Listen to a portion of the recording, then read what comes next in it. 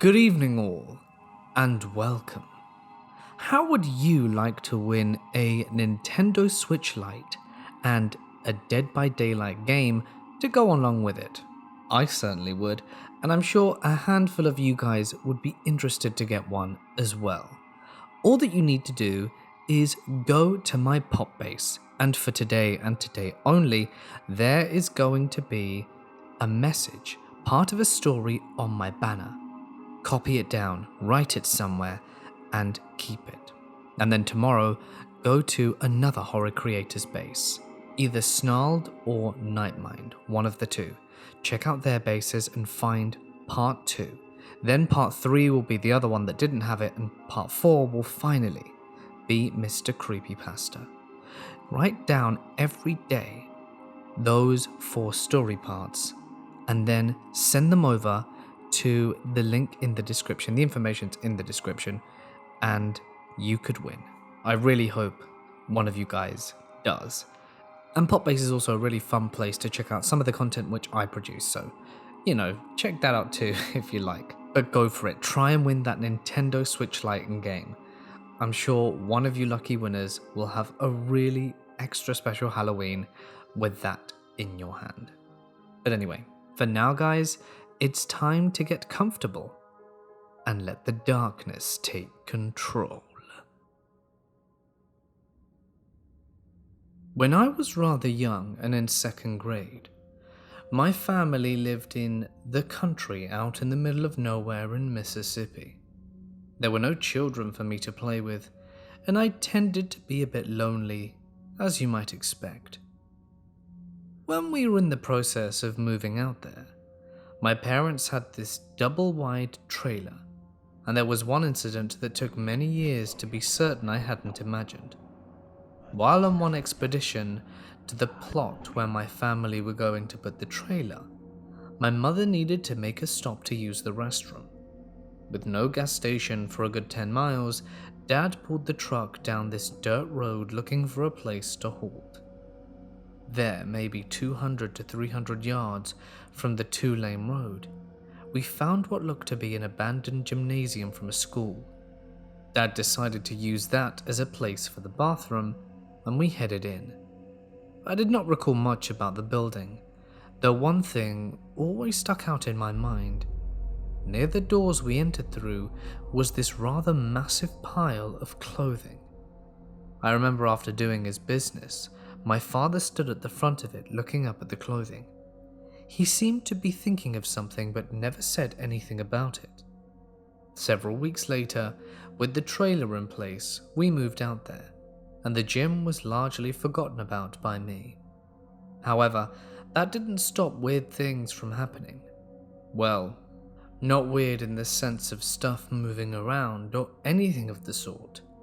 Weird sounds. Within a month or so of living there, I was playing on the front porch where I heard laughter. Now, before I go any further, let me clarify as to where we lived then. The trailer was a good 100 feet back from a dirt road, and across the road was the home of an elderly gentleman I'll call Oliver. Behind his house was a rather extensive stand of pine trees that reached right between the 2-lane highway. Probably a distance of 500 to 600 feet total between where I was and the highway. In any case, as I sat on the front porch my father had built, playing with some of my toys, I kept hearing laughter.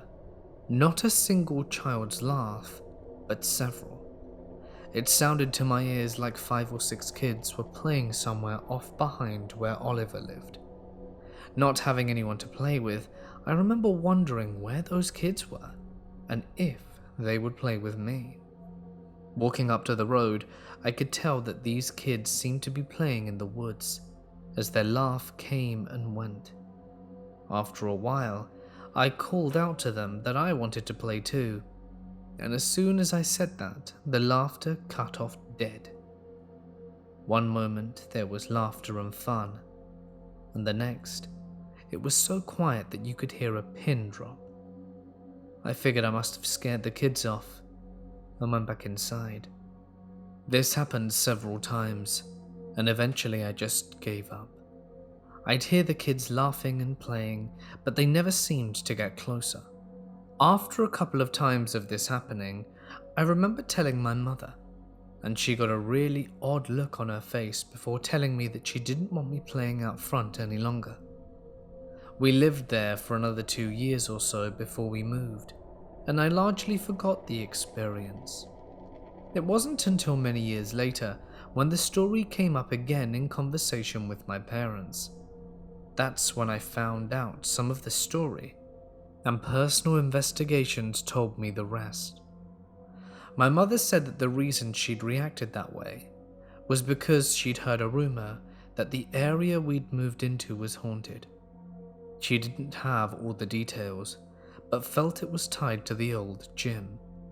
All she could say, or would say, was something bad had happened, and she was afraid. After my parents passed, I forgot the story again. It always stuck in the back of my head as something weird, but that was it. Eventually, one bored night, I happened to stumble across the website for the church we had been attending. On a lark, I shot an email off to the pastor asking if there had ever been a gym near where I remembered, and I didn't expect to hear back. 2 months later, I checked my emails to find that yes, he had actually replied. Here is what he related to me. There had been a gym that once stood near where I described, though it had long since been torn down. The gym had been part of a private school which had stood there from roughly 1900 to 1979 or 80. Early in the spring of that year, a tornado had gone through and demolished most of one wing of the school, and in doing so, killing a number of students. The building had collapsed, burying the students under the rubble, resulting in the death of a number of them. I think between 10 and 15. And after this, it was decided to close the school. As they were demolishing it, they cleaned out clothing from lockers and various places, dumping it in the gym in a tall pile. I remembered seeing that. The gym had been left standing because it was hoped that one of the local churches might use it, but given what happened there, it ended up being abandoned. Curiously, the property behind Oliver's house had also been part of the school property at one point, being used by the students as a kind of playground area. This did explain why Oliver kept digging up old toys, mostly metal trucks and such, to which he gave me. Looking back, I've come to the conclusion that what I had been hearing was in some way tied to the old school and loss of life. Though I also wonder if in some way it could have been my childhood imagination running wild.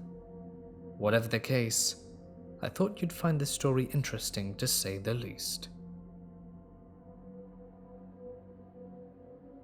3 years ago, I went on a residential trip to Castleton as part of the NCS. I applied to take part in it after I finished senior school. It was an amazing experience, and by far the best month of my life. Me and all of my friends were there, and I'd met this boy that I liked at the time. We spent a lot of time getting to know each other, and eventually we decided to go off in the forest on the last night in the residential. We go off walking about and decide to sit down at what I can only explain to be a fence step. A step to get from one side of the fence to another. We sat on one step each while facing opposite each other. I was facing the forest and he was facing the plain field behind me. For some reason we got an eerie feeling as we were alone, and he started talking about his grandmother's death and had a tear in his eye. All of a sudden, I noticed this 7-foot figure behind the trees clasping onto the thick and tall tree trunk whilst peering around and staring at me and this boy. I looked in utter shock, as did he, and we both saw it at the same time. I can only explain that it was a 7-foot tall man, that was in perfect physical proportion for his size. He appeared see-through, but white and cloudy in the shape of a man, like a shadow, but in like a vape cloud color. And although he had no features and expressions, we both saw him stare at us. When he realized we had seen him, he began to run to the right of me before compacting himself into an orb and zooming out of the forest. The next day, one of the other girls who believed in all the supernaturalistic things had come up to me and asked if I saw something, to which I replied yes, only for her to say, "Yeah, I saw an apparition of a man that was see-through and had white cloud shadow on Monday. He was in front of this forest when I saw him from my window." This was by far the most amazing experience in my life, and I know exactly what I saw. I remember it like it was yesterday. I did try to do some research to see if it was true, but I could not find any evidence of this place being haunted. Still to this day, just thinking about it makes me shiver. For a little background, my family is a bit scattered. I live in Nebraska, while my two half-sisters live with my stepmom, though I'm not sure what she'd be considered now, since her and my father are divorced. I live in Nebraska, while my two half-sisters live with my stepmom in Washington, though I'm not sure what she'd be considered now, since her and my father are divorced. And my dad lives with his new wife and my stepsister in a small town outside of Dallas, Texas. As you can imagine, it's a little hard trying to see everyone within a year.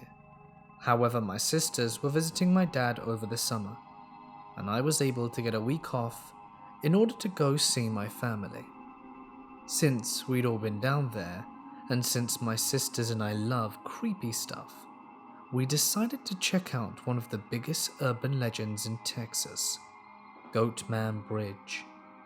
Now, it was difficult convincing my dad to let us go. He's super religious and very against haunted things, demons, or attempting to contact ghosts. He's also not a fan of how far the alleged haunted bridge was away, and didn't necessarily want us to go. So I did what any reasonable 21-year-old would do.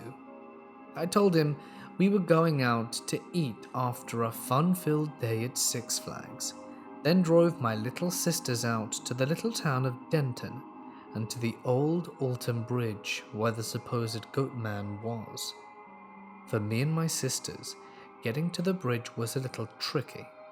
My GPS wasn't updating fast enough, so we wound up missing the turning that we had to do and did a massive loop on the country road in order to get back to the pathway for Old Alton Bridge, since the bridge is closed to vehicles. There was a soccer game going on in the field about a mile or two away from the turnoff for the gravel road to the bridge, but other than that, everything else was shut down for the night and not many cars travelled the roads.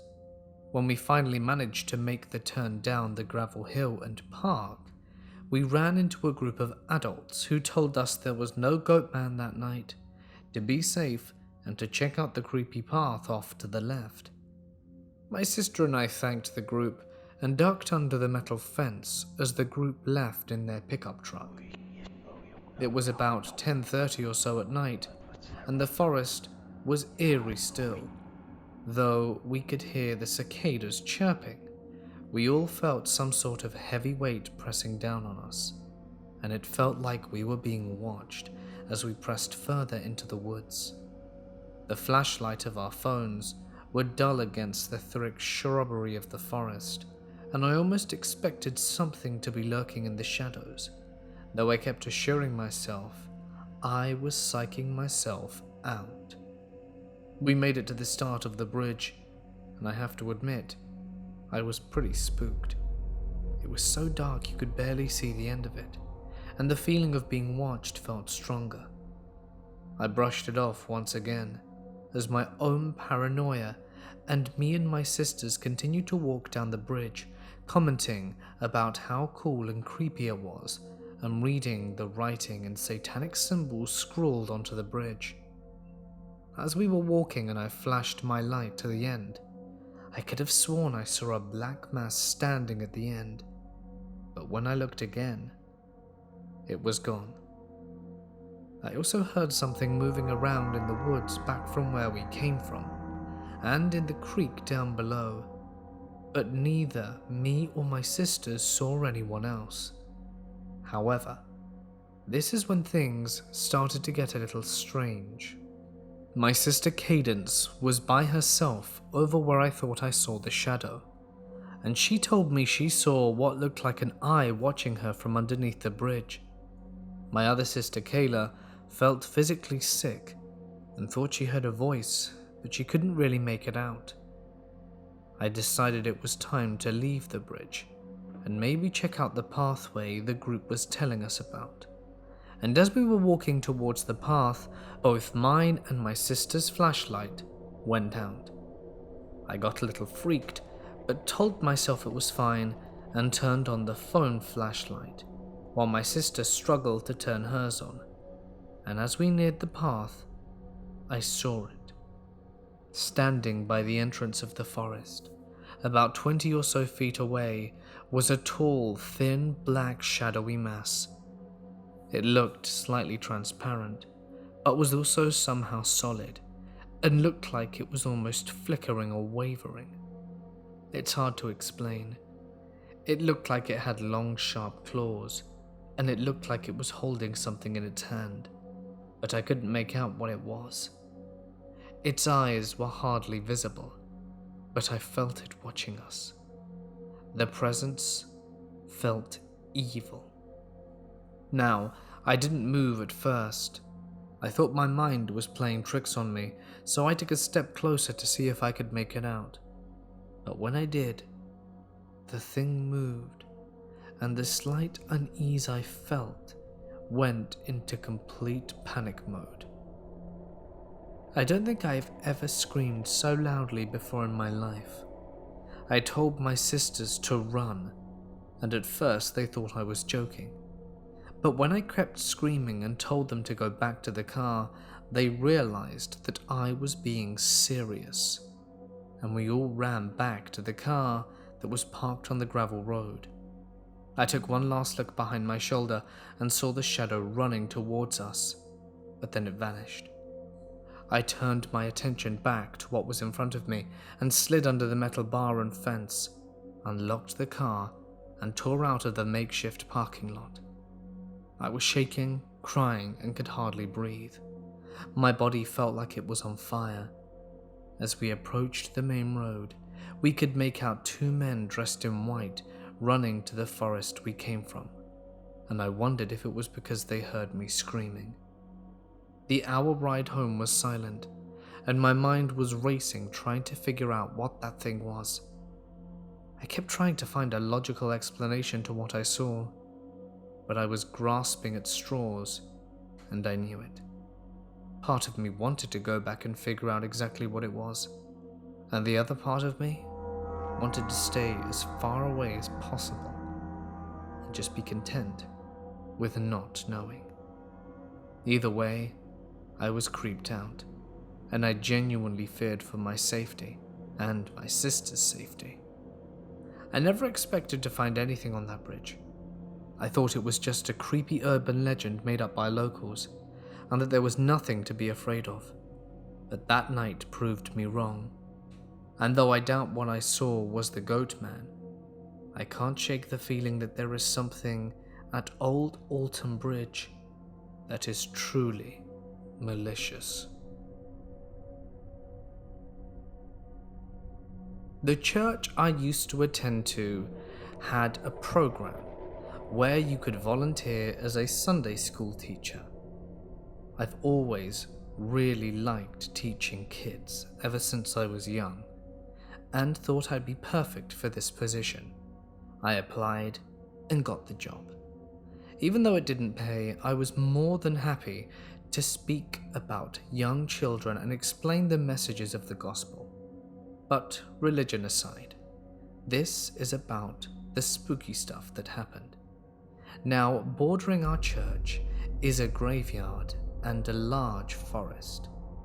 I never really went in there before, but a few other of the girls who had different Sunday school classes and I would often chat when the lessons and mass ended. We'd have a great time just conversing in the hall and talking to each other and eating cookies and stuff. One afternoon, since we'd become good friends at this point, did we decide that we wanted to go into the woods just to have a nice chat. It was mostly to talk about boys without anyone overhearing us, and so giggling away, we went into the woods. We'd never been there before, but it looked quite safe and undisturbed, so in we went, despite our feet getting muddy. We didn't go in very far, and as we sat down on a comfortable log and tried making conversation, did Abby, one of the girls in our group, scream. She was facing the other way. We all turned around and saw a dark, transparent shape floating in our direction. It was coming at us with speed, and without a moment to spare, did we all hightail it back to the church. My brother kept laughing at me when I told him this story. He said it was just a garbage bag floating in the wind, but we all knew better. It was transparent, and there was definitely a dark and malicious presence with it. All of us saw it, and next week after Sunday school, when we tried to catch up, did I ask them questions, and they all say that they saw this dark floating entity rushing towards us, and that most of all, it was transparent, kind of staticky. There 1 second, not the next, and then back again.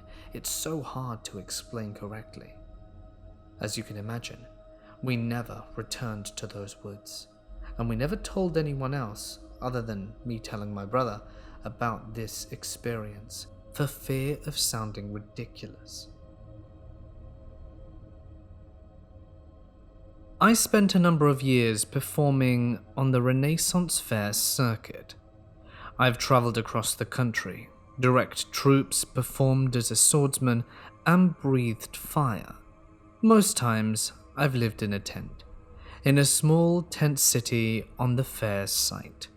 Sometimes, if I was lucky, there would be some place I would crash, like a booth or even inside a stage.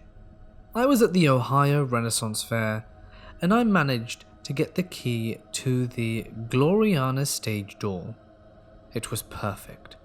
A back door padlocked from the outside, but the stage door and windows locked from the inside. I'd just leave a window unlocked so that I could come and go if someone knocked on the window. I could still get in. So the place was nice and secure at night, and that was a real plus. Even better was that it was a 2-story structure, and there was even a hammock upstairs.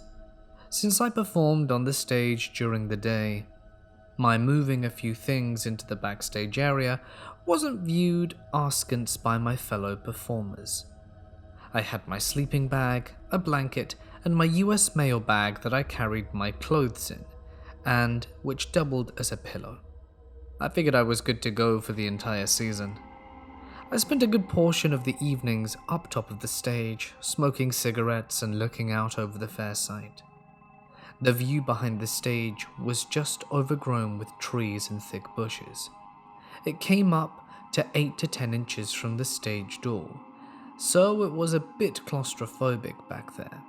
But looking out over the stage was really nice at night. I spent quite a few nights up there enjoying the view, smoking and just being at peace, until the night of the creepy. It was a clear night, and I'd been drinking with the jousters before making my way back to the Gloriana. As I was walking behind the stage, I heard something rustling in the brush behind me. It unnerved me quite a bit, so I hurriedly moved around to the front of the stage, opened up the window, crawled in, and locked things up tight. With my flashlight, I checked things out to make sure nothing had been disturbed, but everything looked like I had left it, or at least hadn't been disturbed enough for me to notice. Locked in and secure, I climbed up the ladder and out onto the stage's upper balcony. There wasn't much of a moon that night, and so it was kind of dark. It was a pretty chilly autumn night, so I wasn't planning on staying out too long, but I enjoyed looking out over my kingdom, looking at the lights and listening to the distant laughter from other wrenfolk. The only other sound was the common night sounds, crickets and other things that buzzed and whirred in the dark. I was on my second smoke, a clove Sambanera 234. These things can be smoked for about 30 minutes or so, and so I'd savor one of these things over a few nights. I had just taken my second or third drag when everything in the woods behind me went quiet. Even buzzed, like I was, I noticed it. Now here is the point where I tell you my first name is Bob. Growing up, I was called Bobby, and I grew to adulthood and dropped the childish second syllable and really came to hate it. From back in the undergrowth somewhere, I heard something, and I first thought it was a bullfrog. It was the deep croaking sound coming from fairly close to the stage's small backyard.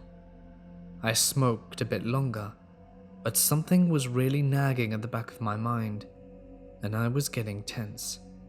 So I snuffed the clove out and turned to look over the back. The rest of the night sounds were still silent, only the croaking and an occasional rustling in the bushes. I stood there, listening for a bit longer, before I realized that I wasn't hearing a bullfrog at all. I was hearing a human voice. If you ever made that croaking frog sound as a kid, where you would rasp out the word ribbit while slowly inhaling so it sort of breaks and pops, that's what I was hearing. Worse still was that the voice was croaking, Bobby. Well, I was sober as a judge in a matter of seconds. I ducked inside and grabbed my flashlight, one of those really heavy mag lights that can double as a billy club, at least if you don't care about it working as a flashlight after, and started shining it around the back.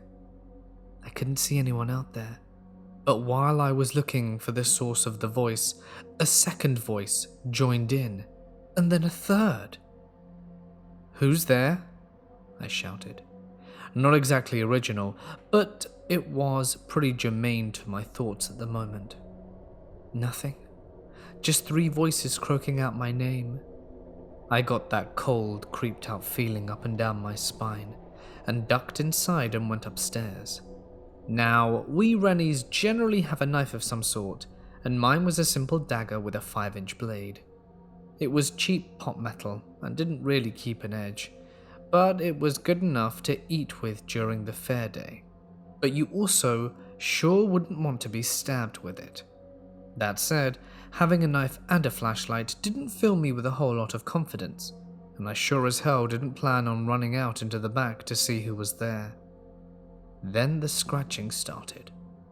While the croaking voices continued calling my name, I heard the sound of fingernails dragging up and down the backstage door. Sure, it was padlocked, but it wasn't like I was the only person with a key either. That was enough for me. I slowly slid back the latch on one of the stage windows and quietly swung it open. I crept out onto the stage, still hearing the croaking and scratching behind me. I'm not proud of it, but I ran like hell. I jogged across the fair site and back to the jouster world, a loft above one of the site barns. Come morning, I went back to the stage and found all of the windows open, and the back door was unlocked and hanging open as well. Someone had gone through all my stuff and thrown it all over the backstage area, inside and out. I stayed with the jousters for the next 2 weeks before going on the road and heading down to the Texas Renaissance Fair. To this day, I have no idea who or what was out there, and so in my mind, it will always just be the creepy.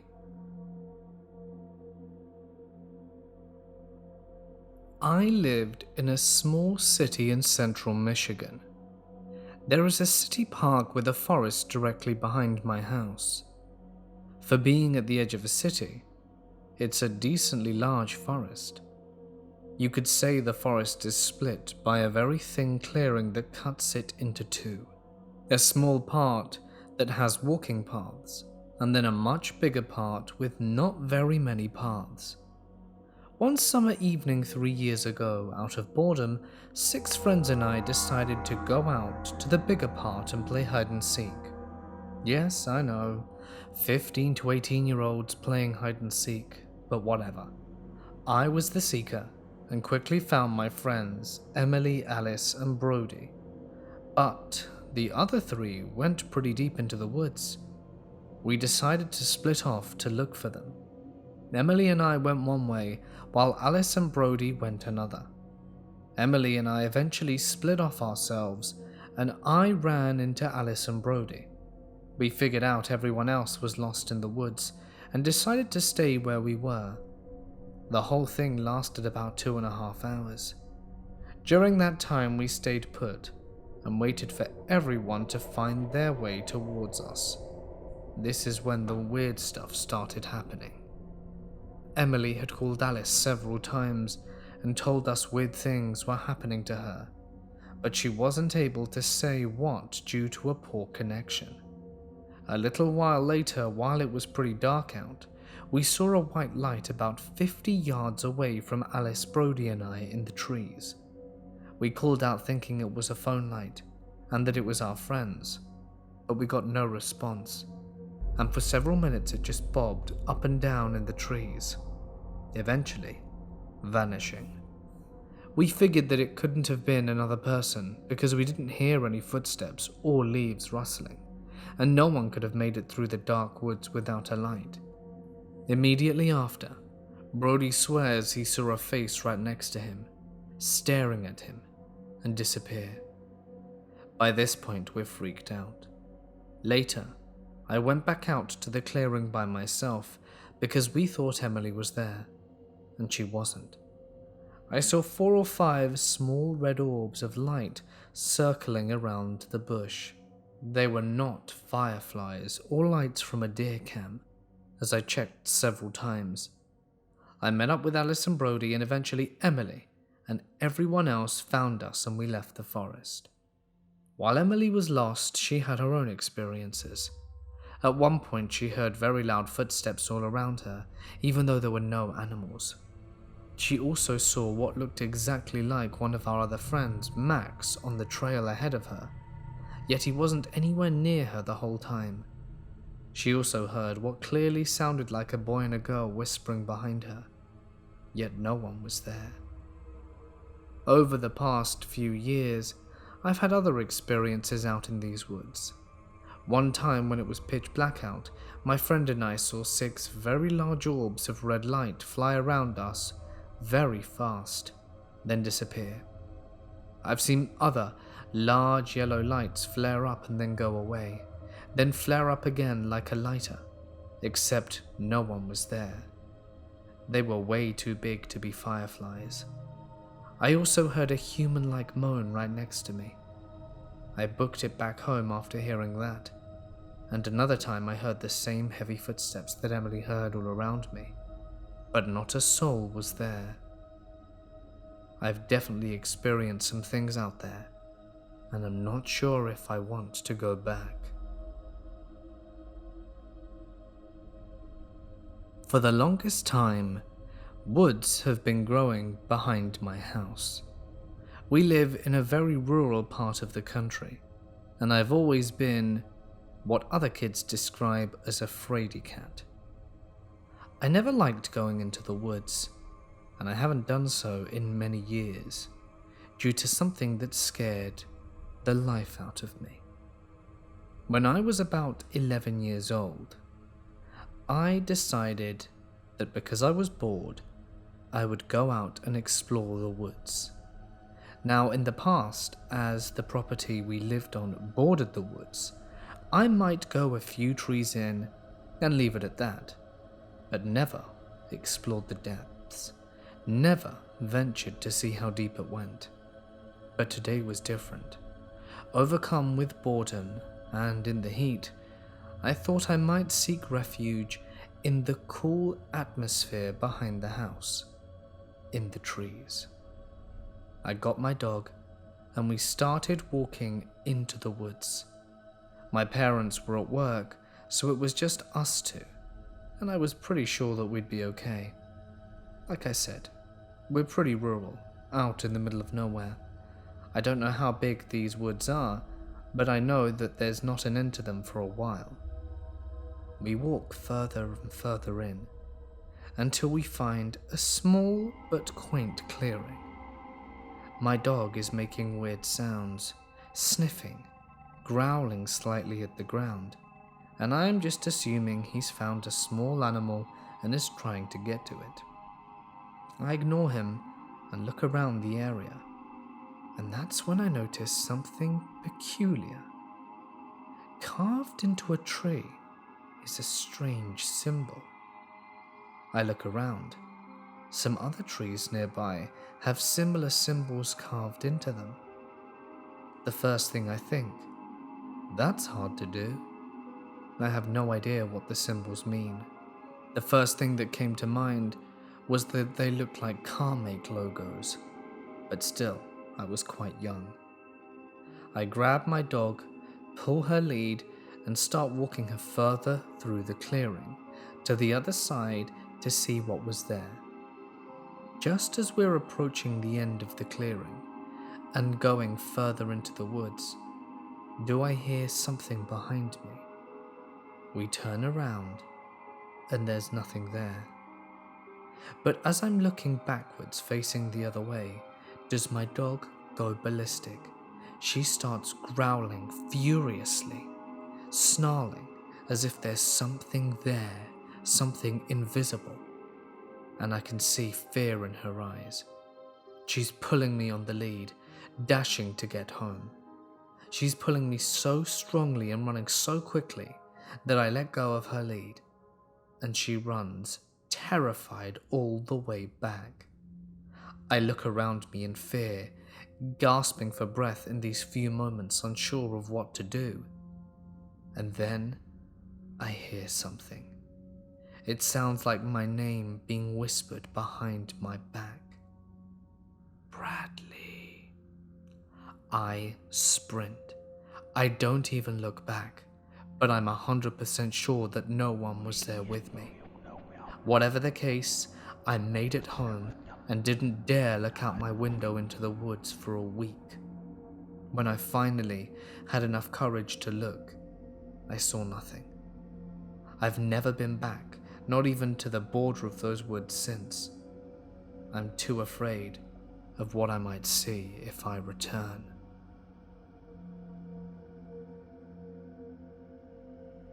This happened when I was around 8 years old. When I was young, I always wanted to do whatever my sister was doing. Therefore, when her friends at the time brought over her new Ouija board, of course I was playing it with them. I can remember this night so vividly. My sister, her friend, and I were in our family room sitting on the floor, while our mum sat at the kitchen table playing a game on the computer, but was still playing with us. A little backstory. My parents were both Christian, but didn't think a board game purchased from Toys R Us could be harmful. My mum and dad just had our house built a few years before, and we were the first to live here. However, there is nothing but woods in our backyard, which made it feel pretty creepy to play in front of a window that faced the woods. Anyhow, we played with this board for about an hour, asking it simple questions and getting simple responses. That is when my sister's friend asked if the spirit would give us a sign. The board said no. She then asked again if the spirit would give us a sign, and 10 seconds later, we all heard it. This evil growl came from thin air. It sounded like something was sitting in front of us. I still remember it to this day, because it was so loud and clear. It was not an animal sound, and most definitely didn't come from the woods. I remember that sinister feeling that immediately filled the air, and we all started freaking the hell out and running around the house. I begged my mum to call a priest, and I can remember the look on my mum's face like she knew it was real, but didn't want to scare us any further. She couldn't explain it. We were terrified. My sister and I shared a room, and we were all so scared to sleep at night that my dad would sleep on the floor so that we could rest. We weren't to leave each other alone. We even stayed in the bathroom while each other showered, because that experience haunted us. Now that I'm 23 years old and a psychology major, I have become somewhat skeptical towards paranormal activity. But when I think back to that piercing growl, I cannot find any other plausible explanation for what we heard. My mum passed about 5 years ago, and I wish I could ask her about it now, but I'm certain she would vouch for it. My sister and I also talk about it from time to time, but always get such an eerie feeling when explaining it. I'd like to know if anyone else has experienced anything similar.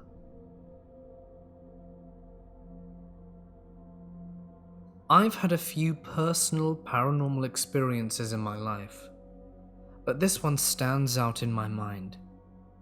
To preface, I am a 22-year-old male, currently in my last semester of college. This story takes place during my freshman year at the same college. I go to a smaller university in Connecticut. It is located pretty much right at the base of a popular state park with a large mountain. If you're familiar with Connecticut, I'm sure you can guess which university I'm talking about. There is a lot of Native American folklore associated with the mountain, as Native American tribes used to live up in the surrounding area, and some weird stuff has definitely happened there. A kid even fell to his death while hiking not too long ago, but I highly doubt that was due to anything paranormal. Behind my freshman dorm building, there was a steep hill that led into the woods. This was where everyone in our building would go to smoke. Halfway up the hill, there was a little cleared out space with a concrete wall that you could sit on, and then a much larger area at the top of the hill with trails and a big concrete wall. It was a nightly occasion for me and my roommates to head up to those woods and smoke a little of the green. Usually there would be other people smoking too, so we were completely fine with going there at any time. One night, my roommate and I headed to the hill just like we did every night. Our other roommate stayed behind because he had to study or do homework or something. I don't fully remember. We climbed the hill and went to the smaller clearing halfway up rather than the larger area. There was no one else up there, and it was a little later than we normally went up, as it was right around midnight. But like I said, we felt safe enough to go up there at any time. We smoked a few bowls and just hung out for a while. Keep in mind, both of us smoked pretty regularly, so 2 bowls wasn't doing much for us, and I'm definitely not the type to get paranoid when I'm stoned, so our sobriety, or lack thereof, was not an excuse for what happened. It was pretty windy that night, so all of the trees around us were loudly swaying. Out of nowhere, the wind completely stopped, and the trees fell still. Then the leaves on the trees that we were standing by very slowly and eerily fell to the ground, all at the same level and speed. We looked at each other and kind of nervously laughed. Suddenly we were both filled with this massive sense of impending doom, like something was telling us to leave the woods immediately. I know this because my roommate told me he felt the same way after the fact. We grabbed our weed and full-fledged sprinted out of the woods and down the steep hill. As I was running down the hill, I fell backwards really hard and messed up my elbow. To be honest, it almost felt like I was yanked back by something, but there's a definite possibility that I just slipped on the dirt because we were flying down this essentially vertical hill. I picked myself up and we ran into our dorm building, slamming the door behind us. After that, my roommate refused to go into the woods to smoke for the rest of the year. There were a few times where I went back up the hill and into those woods by myself to smoke, as I didn't feel like walking across campus to go to another spot. For the most part, I was fine and didn't experience anything, but there were a few other times where I would be up there around midnight and would suddenly be filled with that same impending doom telling me to leave those woods. I haven't gone back to the area since, but I can still see the eerie way those leaves fell around us. My husband, myself, and our 2 kids were stationed in the UK for 4 years. We found a beautiful old cottage that had been renovated to accommodate 2 families, sort of like a duplex.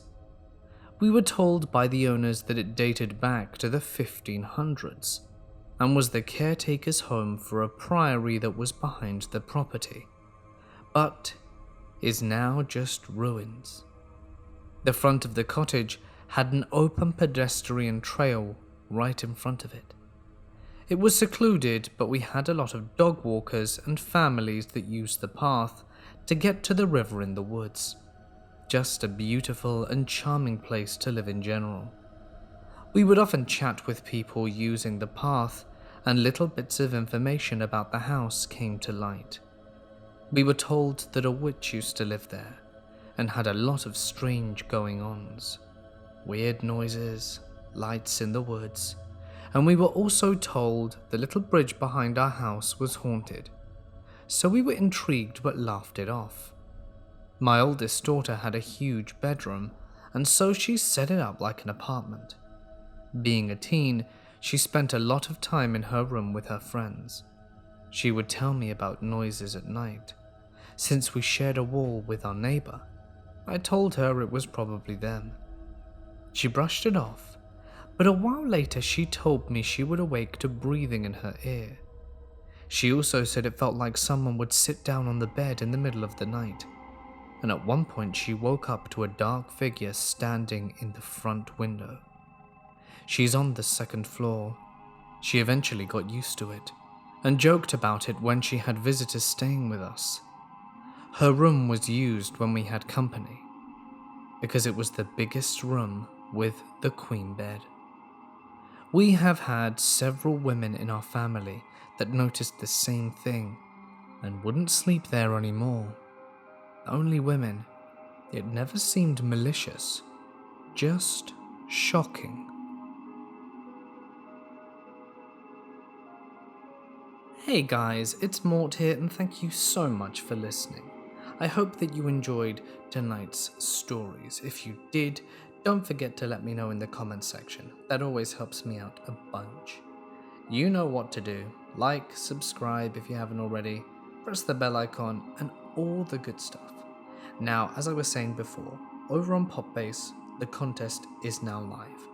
So go over to the app, check out what's written on my banner, because everything that's written there is going to disappear at Pacific time, midnight.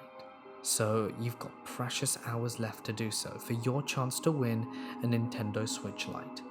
I'm going to end the video here to give you a chance to go check it out. The links are all in the description, and I really hope one of you wins. Hope to see you there.